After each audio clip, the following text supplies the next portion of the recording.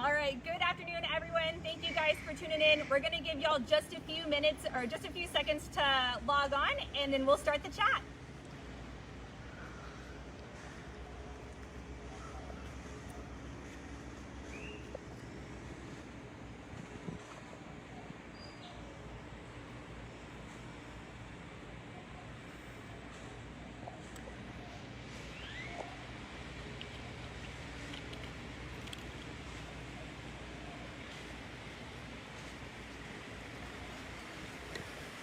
All right, good afternoon, everyone, and thank you guys for tuning in to learn about another one of our animals here at the Fort Worth Zoo.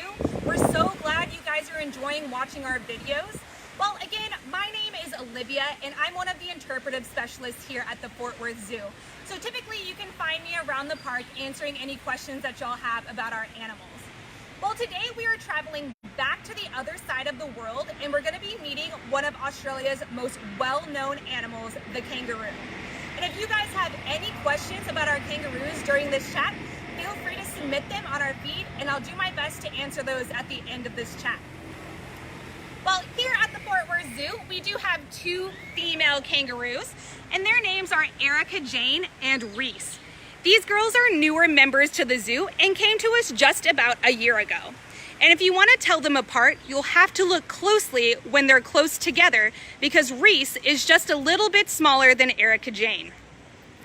Now, you guys might have known that kangaroos are from Australia, but this particular type of kangaroo is called a red kangaroo, and they range throughout almost the entire continent of Australia except for the coastal regions, and prefer open, arid grasslands with few trees. However, there are different species in the kangaroo family that live in forested and coastal climates as well. Kangaroos are fairly similar to some of our wildlife here in the US, such as deer, who aren't typically found in urban areas in crowded cities, but can be found more towards suburban and rural areas. Now, kangaroos are herbivores, meaning that they are plant eaters, and typically they can be found grazing on grasses and eating leaves and fruits from low-hanging trees. Kangaroos provide a very similar role in their environment as deer, cattle, and bison do here, where they help keep grass from emerging too high. Now, kangaroos also have very similar stomachs to a cow, where they have chambered stomachs, and they can actually bring food back up from one chamber of their stomach as cud, chew the food to help further digestion, and then swallow it again. They also have very specialized teeth, such as sharp incisors, or the teeth that we would use to take a bite out of an apple, that help cut grass at almost the root. They also have grinding molars in the back of their mouths that help chew their grass, such as how we would chew a piece of steak, and those teeth slowly get replaced throughout their lifetime as they wear down. Here at the Fort Worth Zoo, our kangaroos get a variety of things in their diets, such as a wild herbivore pellet, lettuce, and carrots. They also get some treats every now and then for enrichment or for training. And for Erica Jane and Reese, some of their favorite treats include things like bananas and watermelon.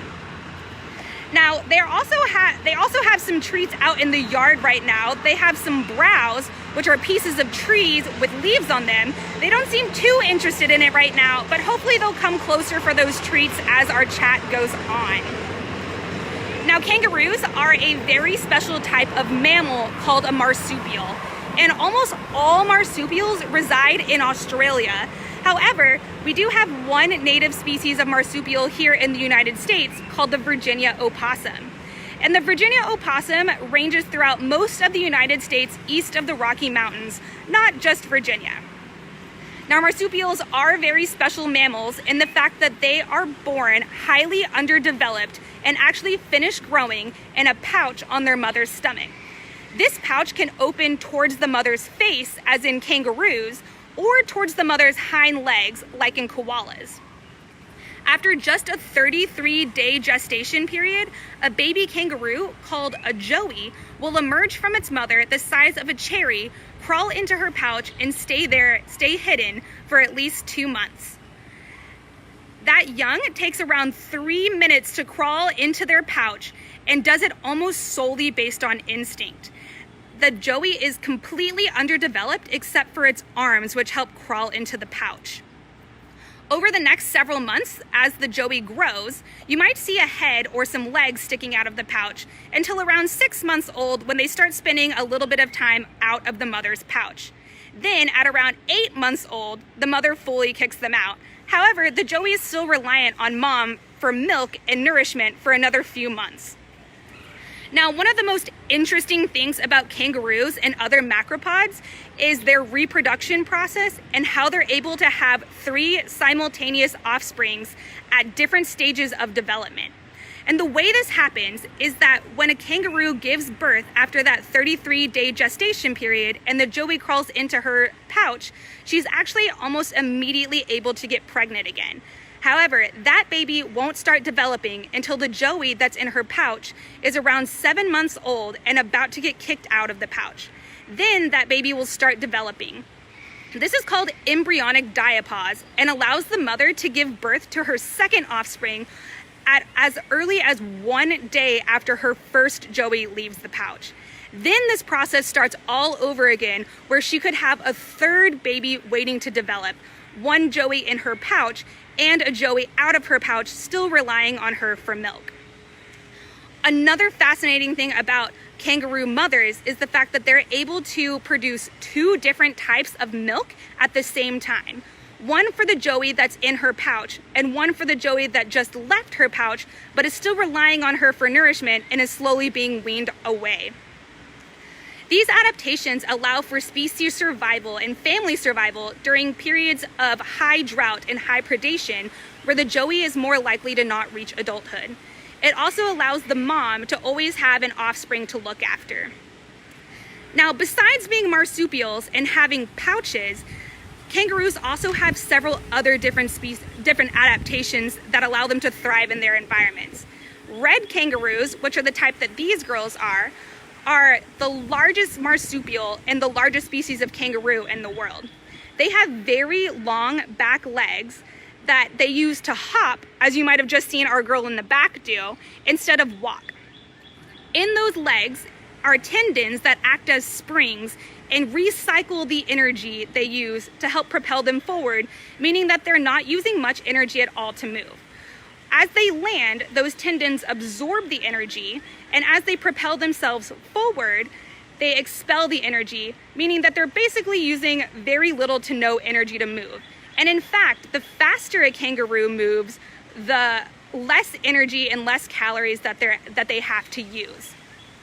A kangaroo can reach speeds of over 35 miles per hour for short distances, but can maintain speeds of around 15 to 20 miles per hour for a long time.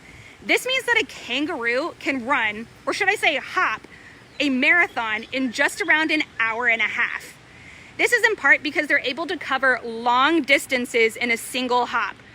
From start to finish, one leap can cover about 25 feet at a time. Now, in addition to their legs, they also have a very strong, thick tail that they can use as a 5th limb. When kangaroos are moving quickly, this tail will act as a rudder or as a balance for the kangaroo. When they're moving slowly, they will use that tail as a 5th limb and put their weight on their front legs and their tail as they move their back legs forward.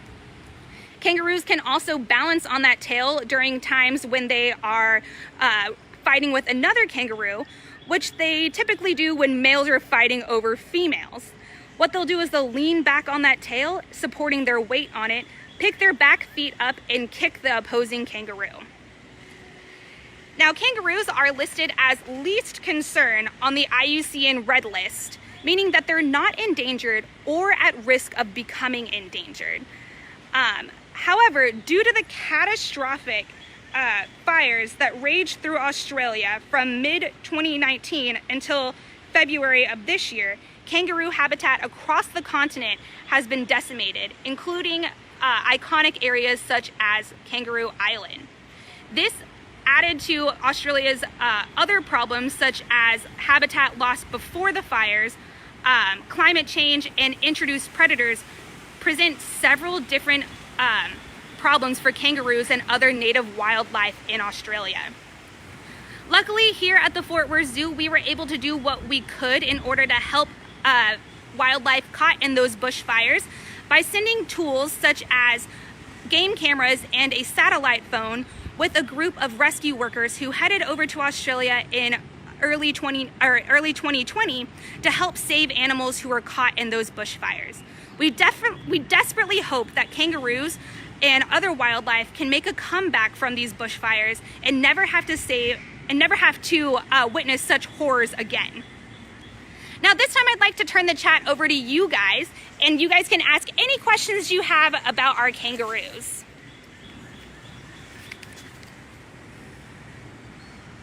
How fast can a kangaroo hop? So it varies depending on how long they are moving. So a kangaroo can hop at speeds of around 35 miles an hour or more for short distances, but can maintain speeds around 15 miles per hour for long periods of time. How high and far can they jump? A kangaroo can jump as far as 25 feet in distance with one hop and can jump as high as around 6 feet vertically. Can they really punch with their hind legs? So when kangaroos do fight each other or defend their families, they can kick with their hind legs. They'll actually balance on that tail that you see, that thick tail, and use that as a fifth limb as they lift all of their feet up off the ground and use their back legs to kick the other kangaroo or predator. How many kangaroos does the Fort Worth Zoo have? We have two different kangaroos. Both of them are females. Their names are Erica Jane and Reese. And you can tell them apart because Reese is a little bit smaller than Erica Jane. Do you know how much they weigh? So these girls weigh around 40 to 50 pounds. Reese is around 40 pounds, or she's about 17 kilograms. And Erica Jane is closer to 50 pounds and is around 19 kilograms. And how big can a kangaroo get? Adult male kangaroos can reach weights of around 200 pounds. Now these kangaroos are red kangaroos, and they're the largest kangaroo and the largest marsupial on Earth. So the males can get pretty large at around 200 pounds. What is a marsupial? A marsupial is a type of mammal where the young are born highly underdeveloped. So for a kangaroo, the babies are born at about the size of a cherry, or they weigh less than a gram and are only around 2 centimeters long. So they then climb into their mother's pouches, where they will develop fully into a normal sized kangaroo or a normal baby sized kangaroo.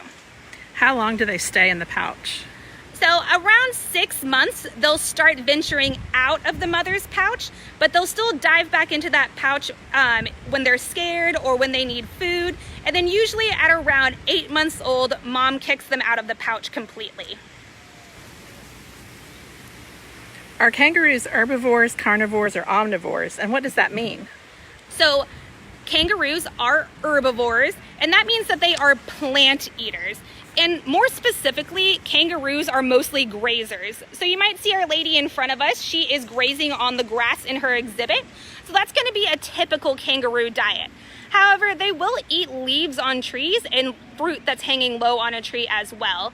And here at the zoo, they get lots of different things in their diets, including lettuce and carrots, different grains, and then even some special treats such as bananas or watermelons.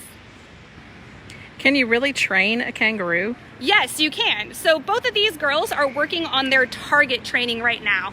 And target training means that they are learning to touch a part of their body to a thing designated as their target. Usually it's something like a buoy or a tennis ball on the end of a stick. And this allows the keepers to provide more information to the kangaroos on what they're wanting them to do. So if they ask them to target to a different side of the exhibit, they know the kangaroos will know that they need to move to that area of the exhibit, and it allows the keepers to allow the kangaroos to participate in some of their care. What's their favorite enrichment treat? So kangaroos definitely like their food. So these girls like some sweeter things like bananas and watermelons, which is pretty typical of other herbivores, where they're gonna like those very sweet fruits as kind of a treat, which is kind of like a big bowl of ice cream to us. It's the thing that's highest in calories and very sweet. Can they really stand on their tails? Yes, so they can balance on their tails for short periods of time. So usually when they are moving slowly, you might see this girl balance on her front legs and her tail as she's moving her back legs forward, or they can balance fully on their tail whenever they're jumping up to use their back legs to kick. And last question, how long do they stay with mom? So they are usually mature around 1.5 years old. At around 8 months old, they're gonna leave the pouch, but they're gonna spend another 3 to 4 months or so nursing from mom and starting to wean away from mom. And then around that time, they are independent. All right, well, today we have 2 different activities for you guys to do at home. One is gonna get you guys up and active. I want you guys to pretend that you're a kangaroo. And if you can find a measuring tape in your house, I want you to stretch out that measuring tape to be 25 feet long, which is the distance that a kangaroo can move in a single hop. So once you've measured out that distance, I want you to start at one end and then see how long it takes you guys to jump to the end of their lead. So how many hops is it gonna take for you guys to make one kangaroo hop? Again, the length of their hop is around 25 feet. I have another task for you though. So we talked about how these guys are marsupials and how most marsupials are found in Australia. But we do have one native marsupial here in the United States, and that's the Virginia opossum. So I want you guys to go look up the Virginia opossum and how they interact with their environment. What do they typically eat? How do they help our environment? How do they help people? What diseases are they typically immune to? And how many babies can they carry in their pouch at one time? Well, I hope you guys enjoyed learning about the kangaroo and you guys are staying safe at home. We definitely look forward to seeing you guys again in the future, and we hope you have a wonderful day.